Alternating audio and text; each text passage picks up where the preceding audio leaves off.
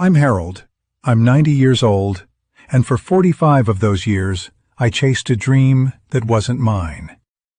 I spent nearly half my life believing that success meant something it never truly could, and only now, with my hands trembling slightly over this cup of tea and the quiet of the evening settling around me, do I realize how completely I lost myself along the way. I grew up in a small town, the kind where everyone knows your parents' names before they know yours, where the same faces gather at the same church pews, where your mistakes are whispered about before you even speak them aloud. From a young age, I was taught that a person's worth was measured by how high they could climb, how loudly they could announce their achievements, and how neatly they could check every box that society seemed to hand out like medals. I took it seriously. I worked tirelessly in school. I sought out every opportunity that promised status, and I memorized every lesson on ambition that my elders and teachers handed down as gospel. When I left home, I thought I knew exactly what I wanted.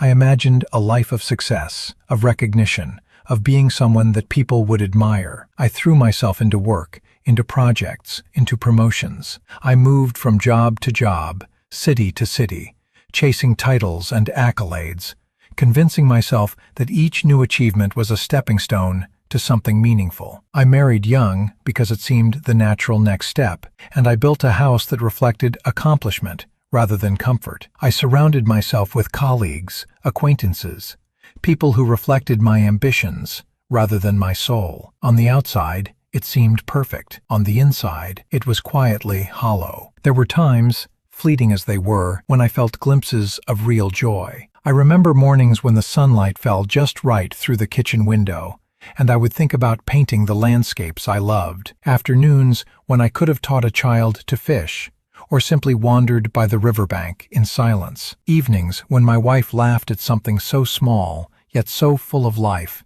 and I felt a tug at my chest that I couldn't explain. But I always silenced those moments with the same lie. There's time later. Later turned into years, years into decades, and suddenly the quiet joys of life had passed me by while I chased an image of success that never cared for me in return. I began to notice the cost only when my body started speaking its language of age and fatigue. The promotions, the accolades, the shiny certificates, they all felt like paper against the truth of my life. The house that once felt like a triumph now echoed with the absence of laughter and the quiet of things I had neglected, friends I hadn't called, passions I hadn't pursued, moments that had slipped irretrievably past. The career I had sacrificed so much for was, in truth, a hollow tower. It was a dream that belonged to someone else, a collective expectation, a cultural map that I had followed without questioning if it aligned with my own heart. I don't regret everything,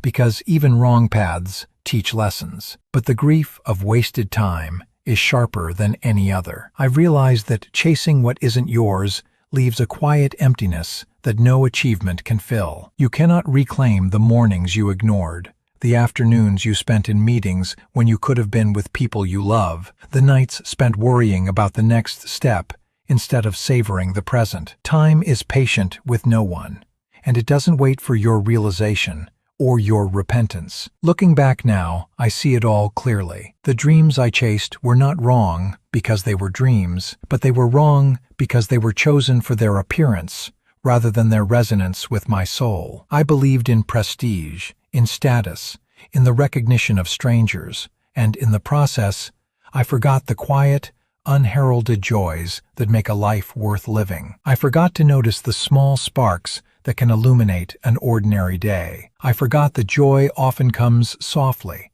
in moments you almost overlook, rather than in achievements that require your life as payment. If I could speak to my younger self, I would say, pay attention. Pay attention to what wakes your heart without needing applause. Pay attention to the things that make you lose track of time in the best way possible. The people whose presence fills you without effort. The experiences that leave a mark on your soul instead of a line on your resume. Dreams are not wrong, but the wrong dream, the one imposed by expectation, by fear, by the imagined opinions of others, will quietly steal your life if you let it. And when you finally pause long enough to question it, You may find that the ladder you've been climbing is leaning against a wall you never meant to stand beside. I learned too late that discipline without reflection can turn into devotion to the wrong cause, and that being busy is not the same as being alive. I filled calendars, but not my heart. I met deadlines, but missed dinners. I earned respect in rooms where my absence would be replaced in weeks, while neglecting the rooms where my absence left an ache that lasted for years. No one forces you into the wrong dream. You walk into it slowly, politely, telling yourself that sacrifice now will mean peace later. But peace does not grow from neglect. It grows from alignment, from living in a way that feels honest, even when it is simple and unseen. I want you to hear this not as advice shouted from a podium, but as a quiet confession from someone who has lived the consequences. Life is patient and persistent, and it doesn't ask permission. If you can, give your time to what matters now, not later. There is no later that can recover what has been lost. I am Harold. I am 90, and I spent 45 years chasing a dream that wasn't mine. And now, in the twilight of my life, I can only hope that sharing this truth might help you steer your own path before you too find yourself looking back with hollow hands and a quiet heart. Choose the things that make you come alive, not the things that look impressive. Pay attention to the life that's quietly asking for your love, because it will not wait forever.